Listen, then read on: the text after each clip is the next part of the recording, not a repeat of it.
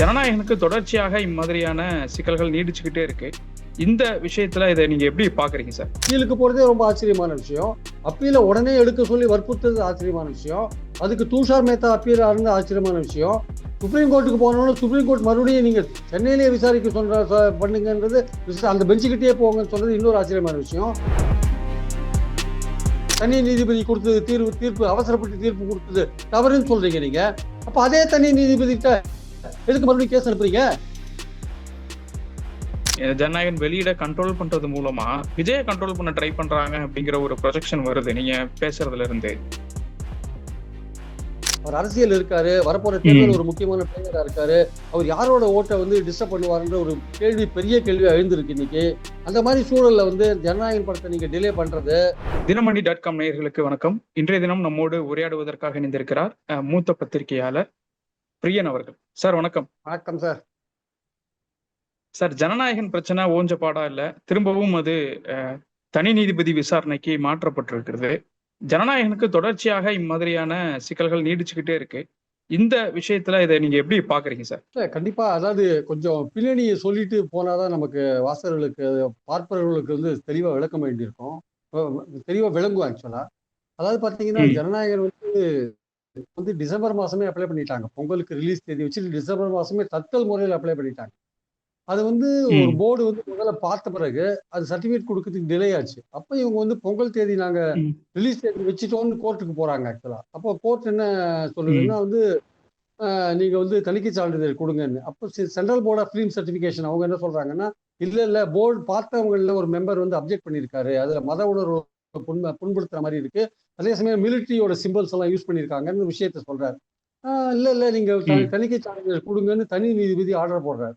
அந்த ஆர்டரை எதிர்த்து என்ன பண்றாங்க, அன்னைக்கே அப்பீலுக்கு போறாங்க மத்திய அரசு. மத்திய அரசுன்னா அந்த சென்சார் போர்டு.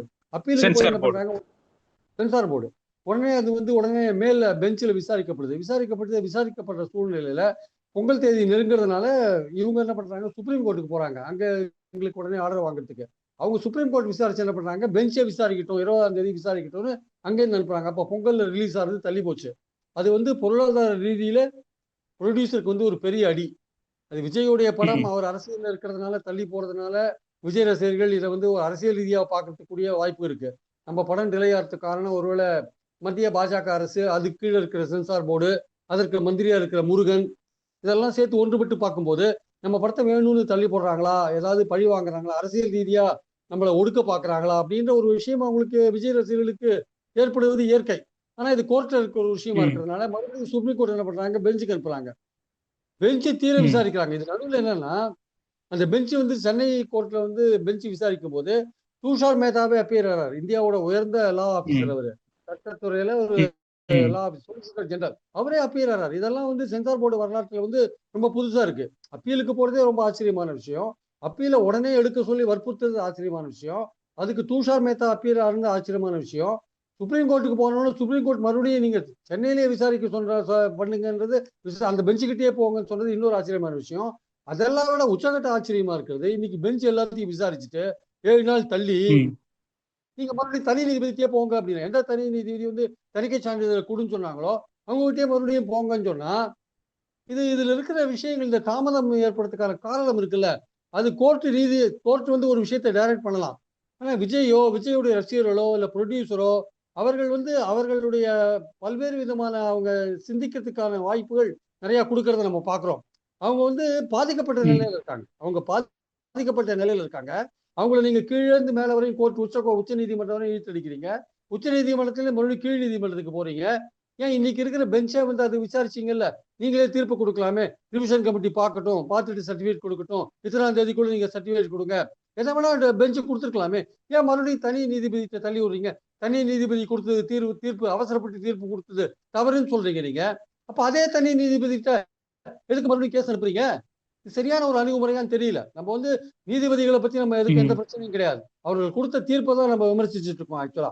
அப்போ தனி நீதிபதி அவசரப்பட்டு கொடுத்துட்டாரு சொல்ற நீங்க மறுபடியும் தனி நீதிபதி இந்த விஷயத்தை அமிச்சிங்கன்னா, அவர் மறுபடியும் விசாரிச்சு மறுபடியும் ரிவிஷன் கமிட்டிக்கு போய் படத்தை பார்த்து மறுபடியும் கொடுக்கறதுக்கு இன்னொரு 10 நாள் ஆகும் வச்சுக்கோங்க. அப்போ ப்ரொடியூசருக்கு எவ்வளவு பொருளாதார ரீதியில நஷ்டம். அது ஒரு பக்கம் இருக்க, பெஞ்சை டிசைட் பண்ணக்கூடிய வாய்ப்பு இருக்கும்போது எதற்காக தனி நீதிபதிட்ட நீங்க மறுபடியும் அனுப்புறீங்க? எங்க தனி நீதிபதி தீர்ப்பு ம். எடுத்து தானே சென்சார் போர்டு மேல வந்தாங்க. அதுக்கப்புறம் சீக்கிரம் ரிலீஸ் பண்ணணும் நீங்க டிலே பண்றீங்கட்டு தானே சுப்ரீம் கோர்ட் போனாங்க.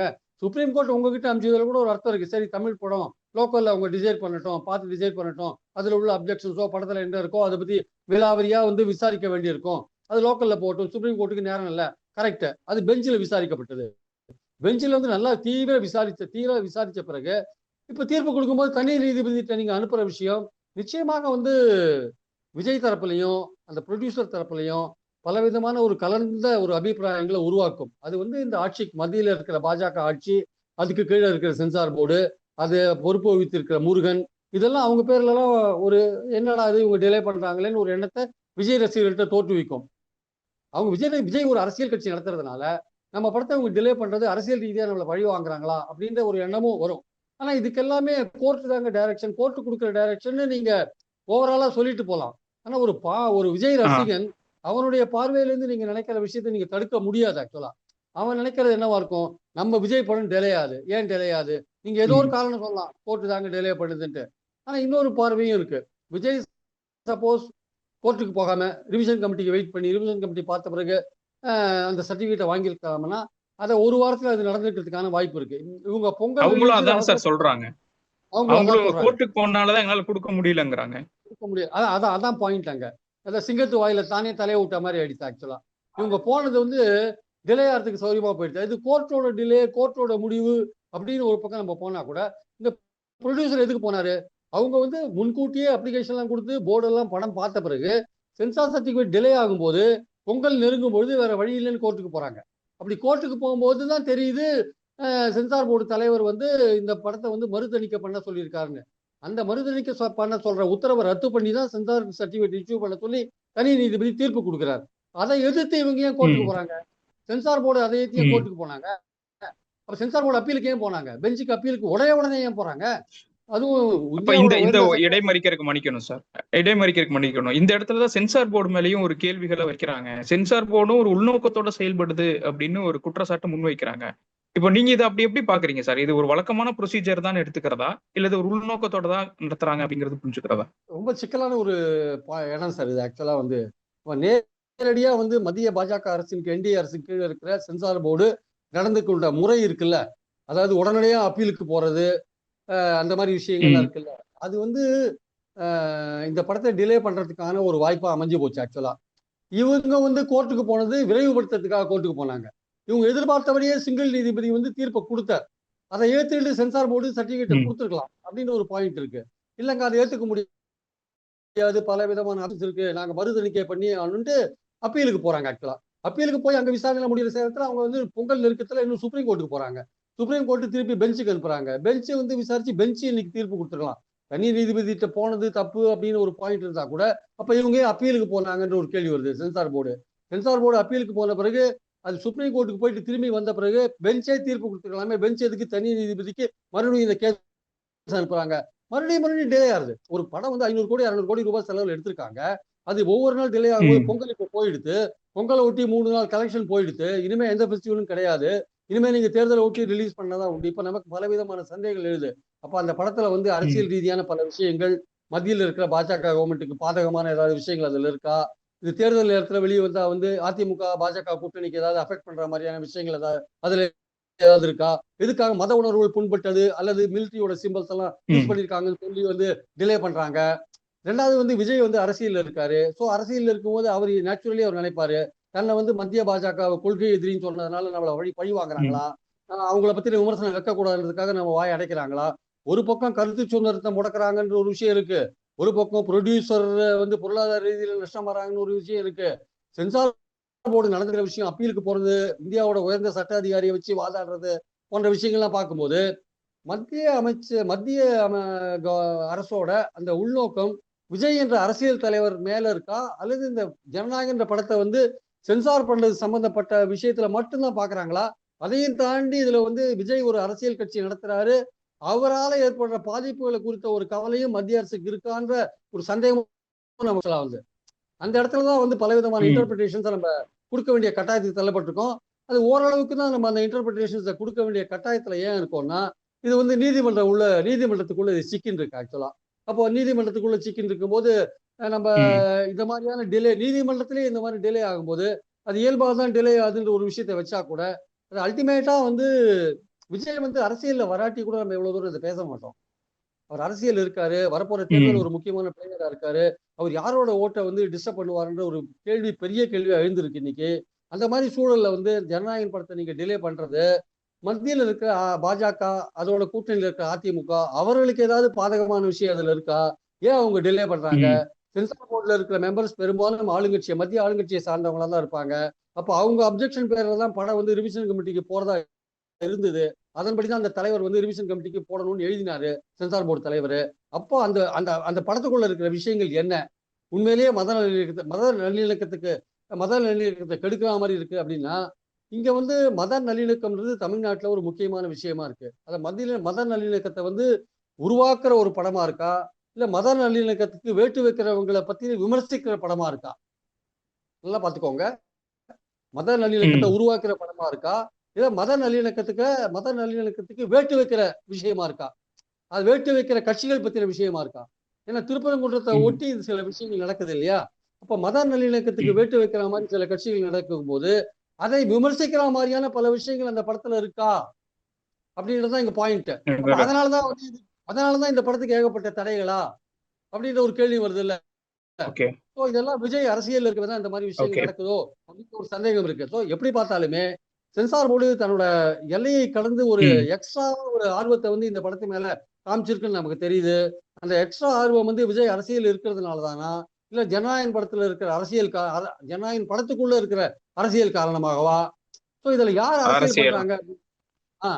ஒண்ணு வந்து அரசியல் காரணத்துக்காக இது தாமதப்படுத்தப்படுகிறதா, இல்ல ஜனநாயகன் படத்துக்குள்ள இருக்கிற அரசியலுக்காக தாமதப்படுத்தப்படுகிறதா, இல்ல மத்திய அரசு எந்த காரணத்தினால தாமதப்படுத்துகிறது, இல்ல உண்மையிலேயே வந்து மத உணர்வை புண்படுத்துற மாதிரி இருக்கா?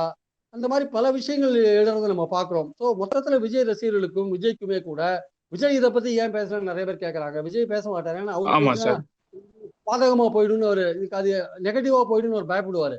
ஏன்னா இது வந்து கோடிக்கணக்கான ரூபாய் இன்வெஸ்ட் பண்ற ஒரு இடம். அதுல நம்மளால எந்த பிரச்சனையும் வரக்கூடாதுன்னு பேசாம இருக்காரு ஆக்சுவலா. ஆனா மத்தவங்க எல்லாம் பேசுறாங்க. இவர் முதல்வர் கூட கருத்து சுதந்திரத்துக்கு முதல்வர் கூட ட்வீட் பண்ணியிருந்தார்.